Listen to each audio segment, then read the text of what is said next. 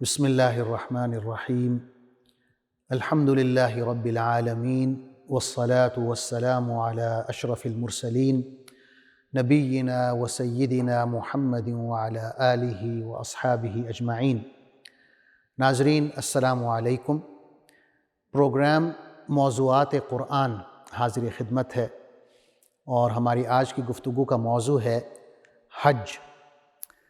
حج کا لفظی مطلب ہے ارادہ کرنا، قصد کرنا، اور اس کا شرعی مطلب یہ ہے کہ اللہ تعالیٰ کے گھر کی زیارت کا ارادہ کرنا اور جو حج کے مخصوص اعمال ہیں جو رسول اللہ صلی اللہ علیہ وسلم نے بتائے ہیں انہیں ادا کرنا۔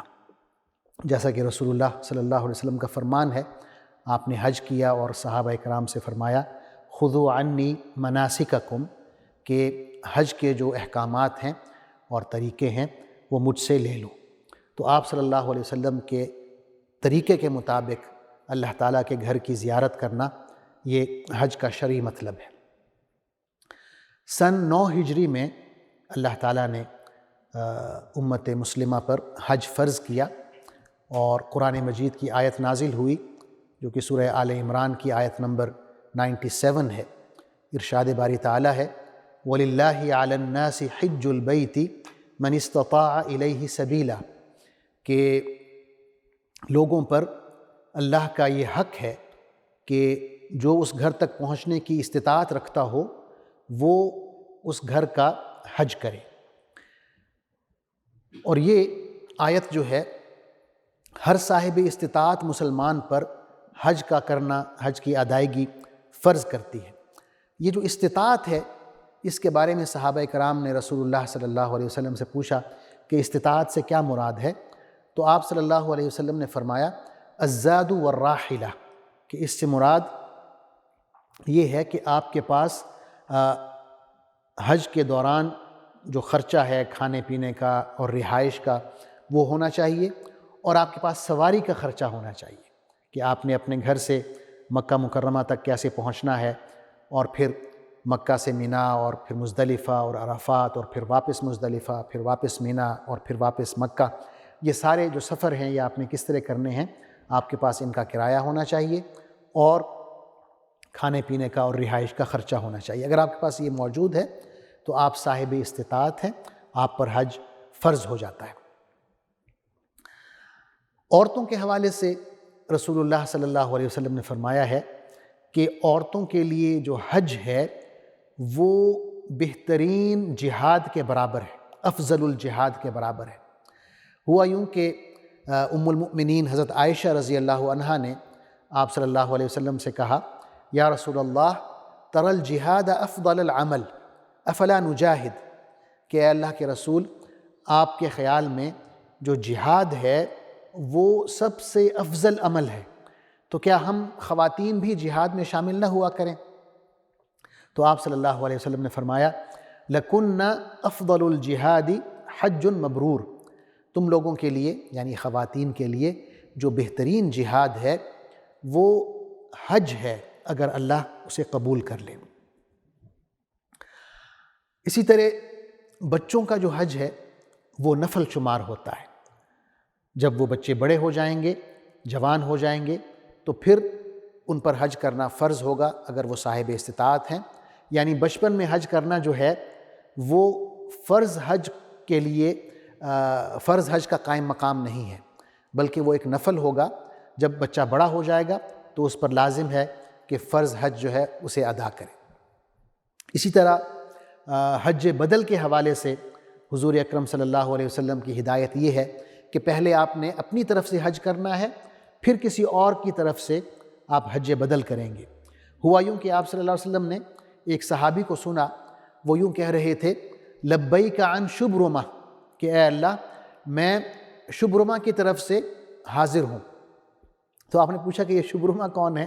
تو انہوں نے کہا کہ یا رسول اللہ میرے بھائی ہیں، میں ان کی طرف سے حج بدل کر رہا ہوں۔ تو آپ نے پوچھا کیا تم نے اپنی طرف سے حج کر لیا ہے؟ تو انہوں نے کہا نہیں، میں نے تو ابھی اپنا حج نہیں کیا۔ تو آپ نے فرمایا کہ پہلے اپنا حج کرو، اس کے بعد آپ کسی اور کی طرف سے حج بدل کر سکتے ہیں۔ ناظرین، حج کی بہت بڑی فضیلت ہے، اسلام کا 5واں رکن ہے، اور اس کی فضیلت رسول اللہ صلی اللہ علیہ وسلم نے یوں فرمائی ہے کہ اگر آپ حج کرتے ہیں اور اس میں آپ کوئی شہوت پرستی کی حرکت نہیں کرتے، کوئی بد عملی نہیں کرتے، اللہ کی نافرمانی نہیں کرتے، تو آپ حج سے یوں لوٹتے ہیں جیسے اسی روز آپ پیدا ہوئے ہیں، یعنی گناہوں سے پاک۔ اللہ تعالیٰ کا فرمان ہے فَلَا رَفَثَ وَلَا فُسُوقَ وَلَا جِدَالَ فِي الْحَجِّ، کہ حج کے دوران نہ تو کوئی شہوانی فعل ہوگا، نہ کوئی بد عملی ہوگی، نہ لڑائی جھگڑا ہوگا۔ تو غالباً اسی آیت کی تشریح حضور صلی اللہ علیہ وسلم نے فرمائی، اور آپ نے ارشاد فرمایا من حج فلم یرفث ولم یفسق رجع کیوم ولدتہ امہ، کہ جس نے اس حالت میں حج کیا کہ اس نے کوئی اخلاق سے گری ہوئی حرکت نہیں کی، کوئی بد عملی، کوئی اللہ کی نافرمانی نہیں کی، تو وہ یوں لوٹا کہ جیسے اس کی ماں نے اس کو اسی روز جنا ہو، یعنی تمام گناہ معاف کر دیے جاتے ہیں۔ یا ایک اور مقام پہ رسول اللہ صلی اللہ علیہ وسلم نے یوں فرمایا الحج المبرور لیس لہ جزاء الا الجنہ، وہ حج جو اللہ قبول فرما لیتا ہے اس کی جزا صرف اور صرف جنت ہے۔ حج کی 3 اقسام ہیں جو ہمیں فقہ کی کتب میں ملتی ہیں۔ پہلی قسم کا نام ہے قران، دوسری قسم کا نام ہے تمتع، اور تیسری قسم کا نام ہے افراد۔ قران حج جو ہے اس میں آپ عمرہ اور حج کو ایک ہی احرام میں ادا کرتے ہیں۔ جب آپ احرام پہنتے ہیں تو یوں کہتے ہیں لبیک عمرۃ و حجا، کہ اے اللہ میں عمرہ اور حج دونوں کی نیت کر رہا ہوں اسی احرام میں۔ اور تمتع جو ہے اس میں یہ ہے کہ آپ حج کے مہینوں میں پہلے عمرہ ادا کر لیتے ہیں اور پھر احرام کھول دیتے ہیں، یعنی احرام کی جو پابندیاں ہیں اس میں سے آپ باہر نکل آتے ہیں، اور پھر ذوالحج کے مہینے میں، ذوالحج کی جو 8 تاریخ ہے اس میں آپ حج کا نئے سرے سے احرام باندھتے ہیں۔ یعنی اس میں یہ ہوتا ہے کہ عمرے میں اور حج میں ایک گیپ آ جاتا ہے۔ تیسری جو قسم ہے افراد، اس میں عمرہ نہیں ہوتا۔ افراد حج میں صرف آپ حج کی ہی نیت کرتے ہیں اور لبیک حجن کہتے ہیں کہ اے اللہ میں حج کی نیت کرتا ہوں۔ اب ہم اعمال حج کی طرف آتے ہیں کہ حج ہم کرتے کیسے ہیں۔ تو سب سے پہلے جیسا کہ میں نے عرض کیا کہ آپ احرام باندھتے ہیں، اور احرام کے لیے رسول اللہ صلی اللہ علیہ وسلم نے تمام دنیا کے انسانوں کے لیے جگہ مقرر فرمائی ہیں۔ آپ مشرق سے آ رہے ہیں، مغرب سے آ رہے ہیں، آپ شمال سے آ رہے ہیں، جنوب سے آ رہے ہیں، جہاں سے بھی آ رہے ہیں، تو آپ کے لیے ایک جگہ ہے جس کو ہم فقہ کی زبان میں میقات کہتے ہیں۔ مثلا وہ لوگ جو جنوب سے آ رہے ہیں، یمن سے آ رہے ہیں، ان کے لیے جو میقات مقرر کیا گیا ہے، جو رسول اللہ صلی اللہ علیہ وسلم نے کیا، اس کا نام ہے یلملم۔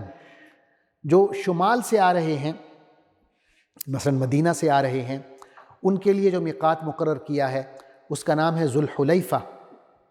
جو مزید شمال سے آ رہے ہیں، مثلا شام سے آ رہے ہیں، ترکی سے آ رہے ہیں، یا اور شمال سے یورپ سے آ رہے ہیں، ان کے لیے جو میقات مقرر کیا گیا ہے اس کا نام ہے جحفہ۔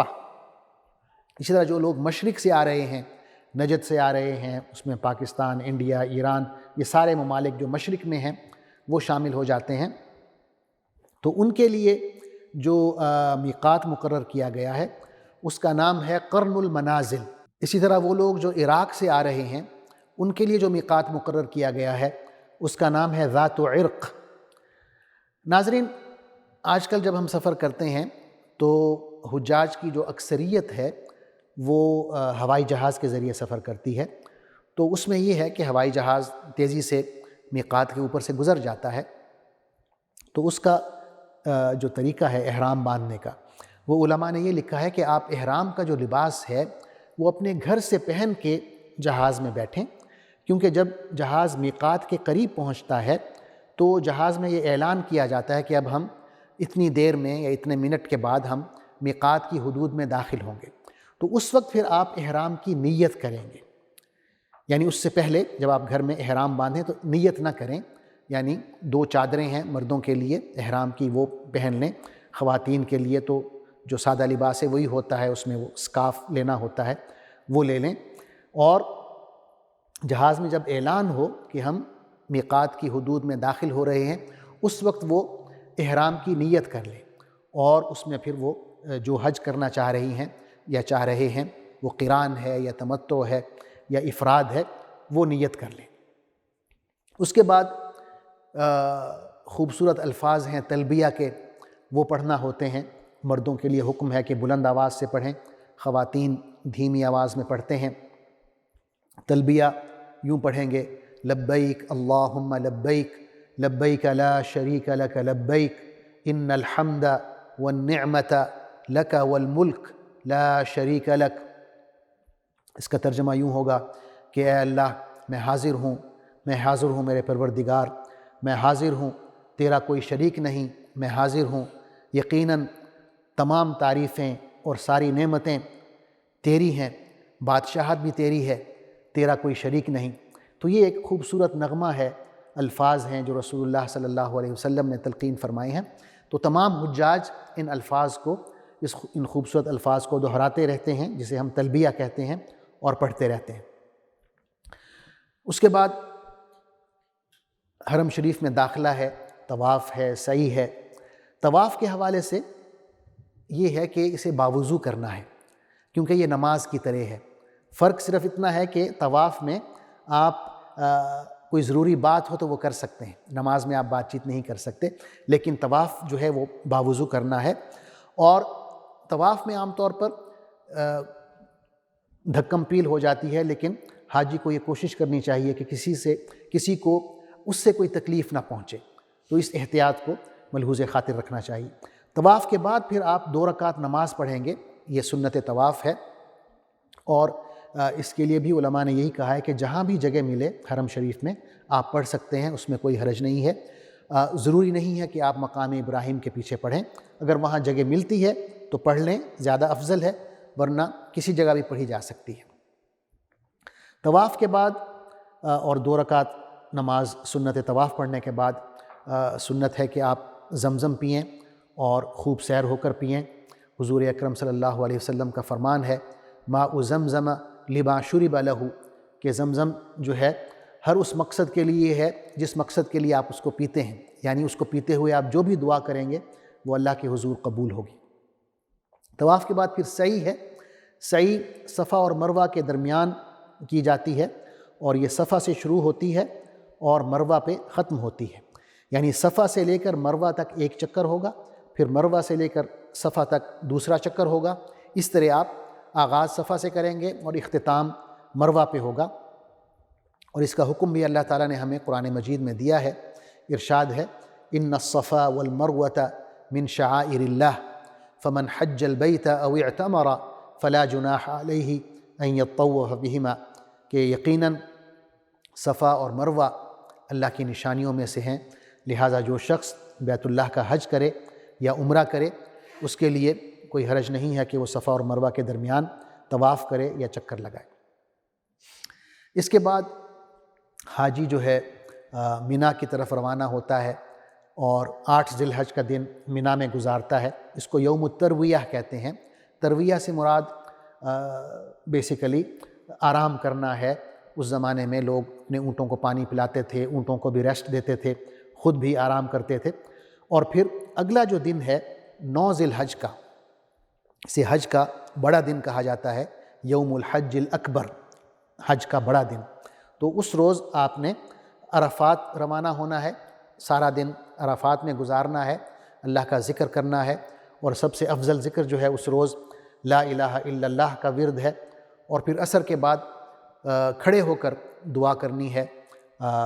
ظہر اور عصر آپ نے اکٹھی پڑھنی ہے امام کے ساتھ اگر ممکن ہو، ورنہ آپ اپنی جماعت جو ہے آپ کے ساتھی ان کے ساتھ جماعت کے ساتھ نماز پڑھ سکتے ہیں. اور طویل دعا کرنی ہے یہاں تک کہ غروب آفتاب ہو جائے. غروب آفتاب کے وقت نکلنا ہے عرفات سے، مغرب نہیں پڑھنی، کیونکہ مغرب آپ نے اور مغرب اور عشاء دونوں نمازیں جو ہیں مزدلفہ جا کر پڑھنی ہیں. مزدلفہ میں آپ نے رات گزارنی ہے، اور مزدلفہ میں جیسا کہ میں نے عرض کیا مغرب اور عشاء اکٹھی پڑھنی ہے، اور وہاں پر آپ کنکریاں بھی اکٹھی کریں گے، کیونکہ اگلے روز یعنی 10 ذو الحج کو آپ نے مزدلفہ سے منا جانا ہے اور وہاں شیطان کو کنکریاں مارنی ہیں۔ اس کے بعد آپ نے قربانی کرنی ہے۔